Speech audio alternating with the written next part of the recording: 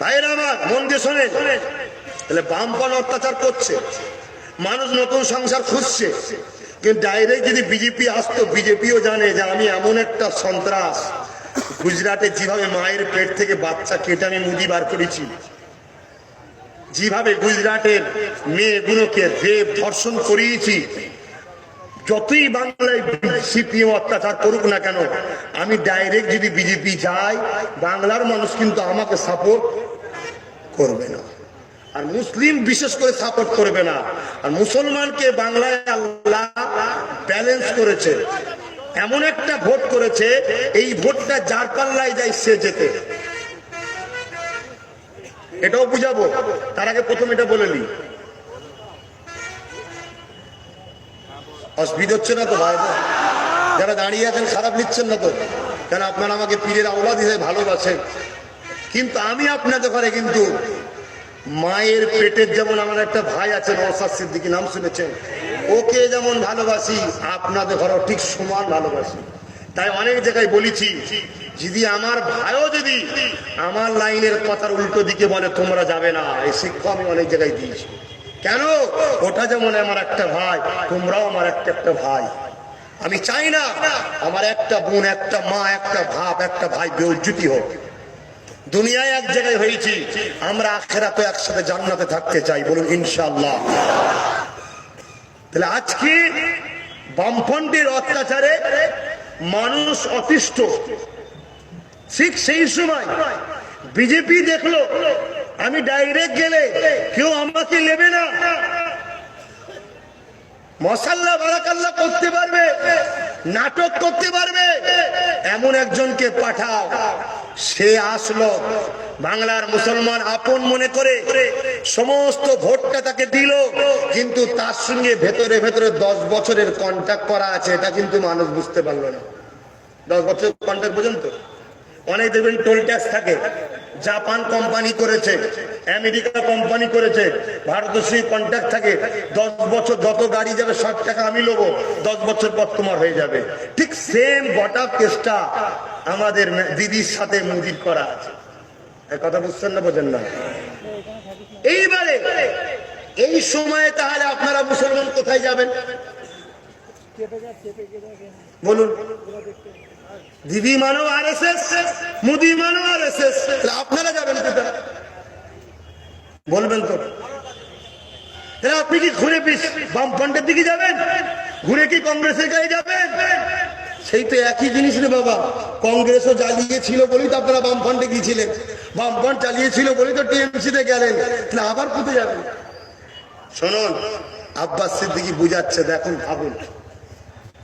আমি খেয়াল করে দেখছি, কংগ্রেসের পিরিয়ডটা আমি দেখিনি, তখন আমি জন্মাইনি, কিন্তু আমি শুনেছি কংগ্রেসের একটা ক্লাব ছিল, ওই ক্লাবের হয়ে মুসলমান যতদিন ভাড়া খেটেছে ততদিন কংগ্রেসের ক্লাবে কাপ ঢুকেছে, ততদিনই কংগ্রেস জিতেছে। ঠিক এমন সময় বাংলার বুকে বামফ্রন্ট একটা ক্লাব তৈরি করলো, ওই ক্লাবে বামফ্রন্ট ক্লাব করে মুসলমানকে দাওয়াত দিল, কংগ্রেসের থেকে ভাড়া একটু বেশি দেবো, আমার ক্লাবের হয়ে খেলো। মুসলমান কংগ্রেসের ক্লাবে খেলা ছেড়ে দিয়ে বামফ্রন্টের ক্লাবে খেলতে লাগলো। যখনই বামফ্রন্টের ক্লাবে খেলে, কংগ্রেস আর গোল দিতে পারে না, আর কাপ পায়নি, বামফ্রন্টই পাচ্ছে, বামফ্রন্টই পাচ্ছে। 34 বছর ধরে বামফ্রন্টের হয়ে খেলেছিল, 34 বছর বামফ্রন্ট কাপ পেয়েছে, 34 বছর বামফ্রন্ট গদি পেয়েছে, 34 বছর বামফ্রন্ট জিতেছে। ঠিক এমনই সময় আমাদের দিদিমণি মাথায় ঘোমটা দিয়ে মাশাআল্লাহ বারাকাল্লাহ লা ইলাহা ইল্লাল্লাহ মুহাম্মাদুর রাসূলুল্লাহ, ইমামদের 2500, মাদ্রাসা 10,000 করে দেবো, ধ্যান করে দেবো, ধ্যান করে দেবো, মুসলমান সব পেয়ে যাবি। মুসলমানও খুশি হয়ে গেল, দিদির ক্লাবে খেলতে লাগলো। আজও খেলছে, আজও খেলছে, দিদি আজও জিতে আছে। আমি জানতে চাই, হে আমার কওমের মানুষ, বলতে দেখি ক্লাব গুলো বেকার হয়ে গেছে যখন মুসলমান খেলা বন্ধ করে দিয়েছে, তাহলে প্রকৃত খেলোয়াড় কারা? জোরে বলো, জোরে বলো, কারা? তাহলে আমরা যার ক্লাবের হয়ে খেলি সে যেতে, আমরা যার ক্লাবে খেলি না তার ক্লাব তালা মারা হয়। আমরা যার ক্লাবের হয়ে খেলি সে যেতে, যার ক্লাবে খেলি না তার ক্লাব তালা মারা হয়।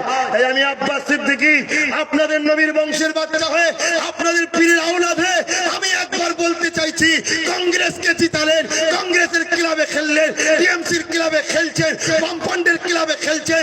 এরা ৭৩ বছর আপনাদের ঘরে ভাড়া দিয়ে খেলিয়েছে, আপনাদের কি করেছে বলুন? বলুন কিছু করেছে? যদি কারো করে থাকে বলুন করেছে। আজ আমি যেটা দেখেছি, ৭৩ বছরে বহুত মায়ের ইজ্জত লুটেছে, ৭৩ বছরে বহুত বাপকে খুন করেছে, ৭৩ বছরে বহুত ঘর ভেঙেছে, ৭৩ বছরে বহুত ভাই ভাই দাঙ্গা লাগিয়েছে, ৭৩ বছরে শুধু আমাদেরকে অশান্তিতে মধ্যে জড়িয়েছে, কষ্ট দিয়েছে, মিথ্যা মামলায় জড়িয়েছে। ভুল বললাম? জোরে বলো। আমি আজ পীরের আওলাদ হিসাবে আমি তোমাদের ঘরে যদি বলি যে আসো, আমি আব্বাস সিদ্দিকী একটা ক্লাব বানাবো, ওই ক্লাবে তোমাদের ভাড়া দেবো না, ওই ক্লাবটাকে তোমাদের নামে লিখে দেবো, তোমরাই ক্লাবের মালিক হবে। আমার কথাটা মেনে একটাবার সবার কথা শুনে জিতালে, একটাবার আমি যে ক্লাবটা তৈরি করতে চাইছি ওই ক্লাবের হয়ে ওই ক্লাবটাকে জিতাতে রাজি আছো? জোরে বলো রাজি আছো? কথা দিচ্ছে রাজি আছো তো নাকি? আলহামদুলিল্লাহ। আজ তোমরা প্রতিটা ক্লাবের জন্য ঠ্যাং ভাঙলে, কংগ্রেসের জন্য জীবন দিলে, কংগ্রেসের জন্য ঠ্যাং ভাঙলে, বামফ্রন্টের জন্য জীবন দিলে, বামফ্রন্টের জন্য ঠ্যাং ভাঙলে, দিদির জন্য জীবন দিলে, দিদির জন্য ঠ্যাং ভাঙলে। আজ আমি আব্বাস সিদ্দিকী যদি আমার কওমকে বাঁচাবার স্বার্থে, দলিত আদিবাসী মা বোনদের ইজ্জত বাঁচাবার স্বার্থে আমি যদি পরামর্শ দিয়ে, কোচ হয়ে তোমাদেরকে ট্রেনিং দিয়ে একটা ক্লাব বানিয়ে যদি খেলাতে নাবি, আমার কথাই তোমরা রাজি আছো? হাত তুলে আল্লাহকে সাক্ষী রাখবে। কাউকে আমি জোর করছি না, হাত নাবান। এই হাত যদি ২ নম্বর হয়, মুনাফেক হবে না? হবে না? আজকে ঠান্ডা মাথায় আরেকটু বুঝে নাও, আমি বসে আছি কিসে? চেয়ারে। এই চেয়ারটারই দাম তো, হ্যাঁ ধরুন এটা মুখ্যমন্ত্রীর চেয়ার, কটা পায়া আছে? 4টেই যদি দিয়ে দাও, এখানে তো বসে লাথি তো মারবে। আর যদি একটা তোমার হাতে থাকে, বুঝে আসছে কিছু? একটা যদি তোমার হাতে থাকে, তাহলে যখনই লাথি মারবে একটা পা খুলে নেবে।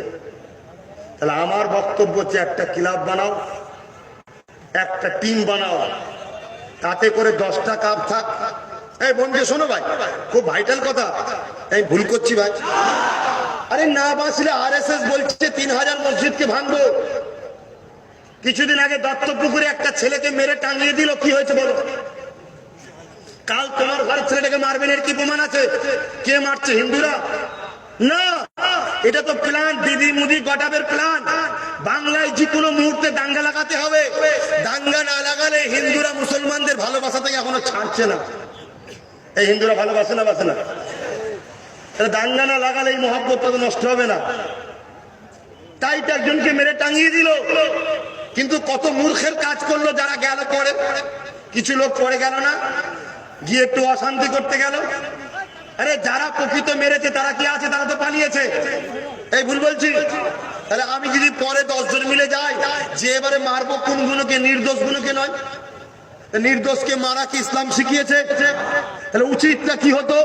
উচিতটা হলে এটাই, প্রথমে যাও মাইয়েতকে নিয়ে আসো, গোসল করাও, জানাজা দাও, থানায় যাও, কেস লেখো, 24 ঘন্টার সময় দিলাম। সঙ্গে সঙ্গে পুরো গ্রামবাসী দল বেঁধে গ্রামের যে মেম্বার আছে, প্রধান আছে, তাকে নিয়ে এমএলএ সাহেবের কাছে যাও। এমএলএ সাহেব এই হয়েছে, 24 ঘন্টার মধ্যে ফাইসালা করো, না হয় সামনে ইলেকশনে তোমার নাম ভুলিয়ে দেবো। কথা বুঝছেন না? আইনকে কেন হাতে নিচ্ছ? এমএলএ যদি না শোনে, চলে যাও এমপির কাছে, এমপি কে যে বলো, তাও যদি না হয় পুরো রাজ্যের লোক এক জায়গায় হয়ে দিদিকে জানানো দরকার, হে দিদি তোমাকে অভিভাবক করেছি, তুমি বলেছিলে সব সিটগুলো আমার, আজকে আমার ছেলেকে মেরে দিল, বিচার তোমার কাছে চাই। যদি বিচার না করো তাহলে জবাব কিন্তু আমরা গণতান্ত্রিক পদ্ধতিতে ঠিক সময় দেবো। কিন্তু সেই জায়গা না করে ফেতনা করতে যাচ্ছেন, এটা কি ভুল নয়? আমার মনে হচ্ছে আপনাদের কথা পছন্দ হচ্ছে না। তো যাক, আমি যেটা বুঝাচ্ছি, এই যে 4টে পা আছে চেয়ারে, ধরুন 3টে পা দিদির থাক, একটা পা আমার থাক, তাহলে আজকে যদি 8টা এমপি এনআরসির বিরুদ্ধে ভোট না দিত, তাহলে তো দিদিকে বলতে পারতাম পাটা খুলে নেবো, 8টাকে চেক বাদ দাও, বলতে পারতাম না? কেন একটা পা সরিয়ে নিলে তো চেয়ার পড়ে যাবে। আমার কথা বুঝছেন না নাকি? বড় দুঃখ, বড় প্ল্যান করে তোমাদের কত মূর্খ বানিয়ে রাখা হয়েছে। তাই আব্বাস সিদ্দিকী গার্ডের পয়সা খরচ করে নলেজ সিটি করতে চাইছে। আজকে ভাবো, 3.5 বছরের মধ্যে কোন রাজনীতির দল, কোন সংগঠন তোমাদের বাচ্চাদের ভবিষ্যতের জন্য 100 বিয়ে কিনে নলেজ সিটি করছে? কে করছে? কেউ করছে কি? ভেবে দেখো, 3.5 বছরের মধ্যে 50টা ছেলেকে ডাক্তারি পড়াচ্ছি আমি। এই বছরে 5টা ছেলে ফারেক হবে, পাস করে বেরোবে। 3.5 বছরের মধ্যে 4000-এর উপরে নির্দোষ ছেলেকে জামিন করে দিয়েছি আমি, অর্থাৎ আহলে সুন্নাত ওয়াল জামাত। 3.5 বছরের মধ্যে 40টা শিক্ষা প্রতিষ্ঠান চালাচ্ছি, সম্পূর্ণ খরচ দিয়ে 200 গরিব ছেলেকে পড়াচ্ছি আমি। যারা বড় হলে ডাক্তার হবে, জজ হবে, আমার টার্গেট হলো পুলিশ অফিসার হবে, আইপিএস অফিসার হবে, ডিএম হবে, জজ হবে। তাহলে আমাদের নামে মিথ্যা মামলা দিলে তারা তখন আমাদের হয়ে লড়বে। আছে আজকে যাদেরকে ভোট দিয়ে এমএলএ করলে, এমপি করলে, কি জন্য করলে? যারা যে বিধানসভায় তোমার হয়ে চিল্লাবে, আজকে কেরলের বিধানসভাতে এনআরসি সিএ কেরলে হতে দেবো না, তার জন্য সবাই এমএলএরা বসে বিল পাস করে দিল যে আমার রাজ্যে হতে দেবো না। কিন্তু আমার বাংলায় যখন আমি আব্বাস সিদ্দিকী আওয়াজ তুলেছিলাম, দিদি তোমাকেও বসে বানাতে হবে, আমাকে চোখ দেখানো হলো, অথচ বাংলা এমএলএ, এমপি, এমএলএ কোনো এক বড় তোমাদের কথা ভাবলো না, কেউ বিল পাস করলো না। ভাবা দরকার আছে না নাই? আজকে যদি তোমার আমার 50টা 60টা থাকতো, তাহলে তাদের ঘরে আমরা বলতে পারতাম যা চেয়ার ফিয়ার ভাঙে যা, যে সাপোর্ট তুলে নিয়ে ফিরে আয়, তাহলে গদি পড়ে যেত না? আমি কি করতে চাইছি বুঝতে পারছেন ভাই? মনে হয় আমি ভুল করছি? আজকে বাংলা থেকে তোমাদের হয়ে সুপ্রিম কোর্টে কেউ কেস করতে গেছে? জোরে বলো, কেউ করতে গেছে? আমি দিদিকে বলেছিলাম, দিদি আপনি বাংলার অভিভাবক, আপনাকে যেতে হবে সুপ্রিম কোর্টে। আমাকে বলছে তুমি জ্ঞান দিচ্ছ। শুনছেন ভাই? আরে জ্ঞান দেওয়ার কি আছে রে বাবা? কমের জন্য, মানুষের জন্য, বাঙালি মানুষের জন্য, বাংলা ভাষীর জন্য, পশ্চিম বাংলাকে বাঁচাবার জন্য তোমাকেই তো বানিয়ে রেখেছি। আমাদের সুখে দুঃখে তো তুমি সাথ দেবে। তুমি সুপ্রিম কোর্টে যাবে না কেন? না, আমি যদি সুপ্রিম কোর্টে যাই, সিবিআই পার্টি আমার ভাইপোকে ধরে নেবে। ও তাই? কালকে বেরিয়ে কি বললে জানো? সিএ মানছি না, আর 38 কোটি টাকা, 38,000 কোটি নাকি পায়। ভাই মিথ্যা কথা বললে ভুল হয়। 28 আর 7 কখনো 38 হয়নি, 35 কোটি হয়, 35,000 কোটি হয়। 28 কোটি আর 7 কোটি 35 হয়। 28,000 কোটি আর 700 কোটি কত হচ্ছে? 35। 28 আর 7 কত হয়? কিন্তু আমার দিদি কি বললো? মিথ্যার প্রমাণ। দ্বিতীয় নাম্বার, ইনি মুখ্যমন্ত্রী, প্রধানমন্ত্রী, এখন টাকা ফান্ডে নাই দেশে, সব তো চলে যাচ্ছে। এখন আমি রিনাকে বলি 38 কোটি দাও, ইনি হাসবে, কিন্তু টেনশনে থাকবে। কিন্তু ফটোই দেখা যাচ্ছে মোদি বেশ হাসছে। তার মানে কি? ওখানে এই কথা হয়েছিল যে আপনি চিন্তা করবেন না, আপনার সঙ্গে দেখা করেছি তো, এক্ষুনি গিয়ে আমি ধর্ণা মঞ্চে আমি বসবে বোকা বানাবার জন্য। তখনই মোদি হেসে উঠেছে। শুনছেন না? এইভাবে আমাদেরকে ঠকানো হচ্ছে। আমি শেষ কথা বলতে চাইছি, আব্বাস সিদ্দিকীকে সাথ দেবেন? আব্বাস সিদ্দিকী সাথ দেবেন? সবাই তো বললো জিতালেন, আমাকে একবার জিতাবেন? হাত তুলে বলুন জিতাবেন? আপনার আমাকে যদি জিতান, আমি আপনাদের ঘরে বলে দিয়ে গেলাম আমার 5টা দাবি। কি? প্রত্যেকটা গরিব মেয়ের বিবাহের জন্য ওয়াকফ সম্পত্তির টাকা থেকে 5 লক্ষ করে টাকা বিবাহের জন্য বিল পাস করিয়ে দেবো। শুনছেন ভাই? দ্বিতীয় নম্বর হলো ইমামদের 10-20,000, মুয়াজ্জিনদের 10,000। আমি ইমাম ভাইদের করে বলি, জবান দিচ্ছি নবীর বংশের বাচ্চা, যদি আমাকে একবার জিতাও, আমি চ্যালেঞ্জ দিচ্ছি 20,000 করে মাইনে তোমাদের চালু করিয়ে আমি দেখিয়ে দেবো, কথা দিয়ে গেলাম।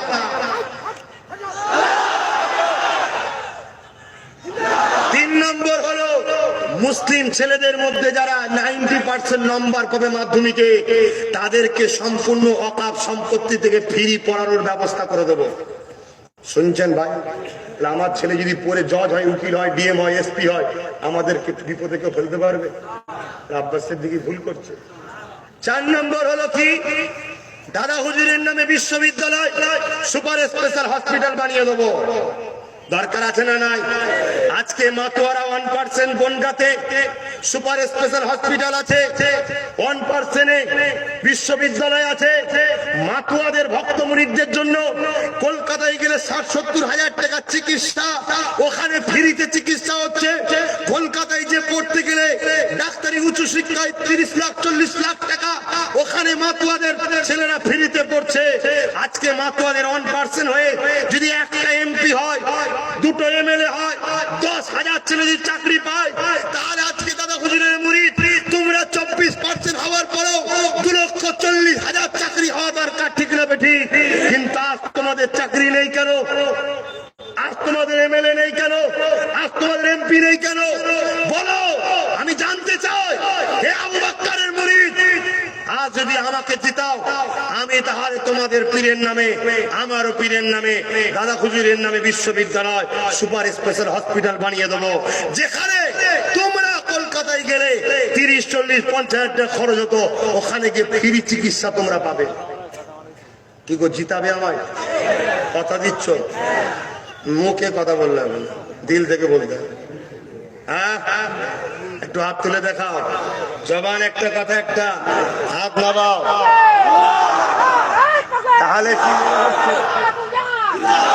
তাহলে কি মনে হচ্ছে? আমি কি তাহলে কোনো জায়গায় দাঁড়াবো মনে হচ্ছে? হ্যাঁ, না। আমি আবার বললাম, আমি কোচ হব, টিম তোমাদের ঘরে তৈরি করব, তোমাদের মধ্যে থেকে ভালো ছেলেকে আমি দাঁড় করাবো, তাকে তোমাদেরকে জিতাতে হবে। শুনছ? তাদেরকে আমাদের প্রতিনিধি হিসাবে বিধানসভায় পাঠাবো। আমাদের বিরুদ্ধে কোনো কথা হলো ওখানে ভাঙচুর করবে, তাদেরকে জিতাবো তো আমরা। এই ভুল করছি? আমাদের হাতে থাকবে, 50 হোক 60 হোক আমাদের কাছে থাকবে। দিদি দরকার তোমার? হ্যাঁ দরকার। 3টে পা আছে, একটা দেড়ে লাগাও, বসো, বসে চোখ দেখাও, পা খুলে দেবো। বুঝছেন? এ বামফ্রন্ট দাদা, অনেক তো মেরেছিস, বাইরে বাইরে ঘুরছিস, লাগবে 3টে পা তোমার কাছে, একটা আমার আছে, লাগবে? হ্যাঁ লাগবে। যদি চোখ দেখাও, পা খুলে দেবো। এ কংগ্রেস দাদা, আমরা কারো বিরুদ্ধে নয়, আমার কথা বুঝে আসছে?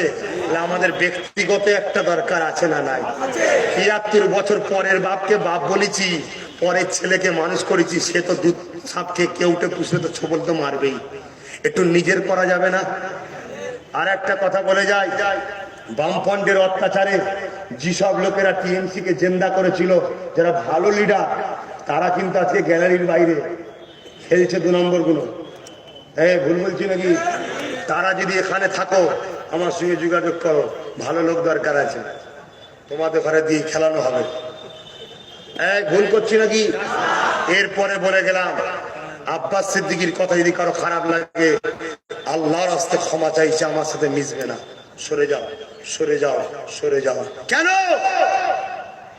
তুমি কংগ্রেসের ডাকে যদি সাড়া দিতে পারো, বামফ্রন্টের ডাকে যদি সাড়া দিতে পারো, তৃণমূলের ডাকে যদি সাড়া দিতে পারো, আওলাদের রাসূল যখন ডাকছে, কেন তুমি সাড়া দেবে না? জবাব দাও। তুমি মুসলমান দাবি করো, আজকে আব্বাস সিদ্দিকী মা বেটিদের ইজ্জত বাঁচাবার জন্য যখন তোমাকে ডাক দিল, কেন তুমি কংগ্রেসের থেকে এলে না? কেন তুমি বামফ্রন্টের ছেড়ে এলে না? কেন তুমি টিএমসি কে ছেড়ে এলে না? তোমার কাছে কি আওলাদের রাসূল আগে নয়? তোমার কাছে 10,000 টাকা আগে? তুমি 10,000 টাকায় মায়ের ইজ্জত বিক্রি করছো, 10,000 টাকায় বোনের ইজ্জত বিক্রি করছো। আসো, সমস্ত মুসলমানকে এক জায়গায় ডাকছি, আসো, এক হও, মা বোন বেটি নিজেদের মাথা তুলে বাঁচার জন্য এক হও। যদি আব্বাস সিদ্দিকীর কথা বিশ্বাস হয়ে আমার কথা যদি ভোট দাও, আমাকে যদি জিতাও, যেমন নেতাজি বলেছিল, তোরা রক্ত দে, আমি স্বাধীনতা দেবো, তোরা আমাকে জিতিয়ে দে। আমি আব্বাস সিদ্দিকী বলছি, তোদের দিকে কেউ চোখ তুলে কথা বলার সাহস পাবে না, এই কথা আমি দিয়ে গেলাম তোমাদের কাছে।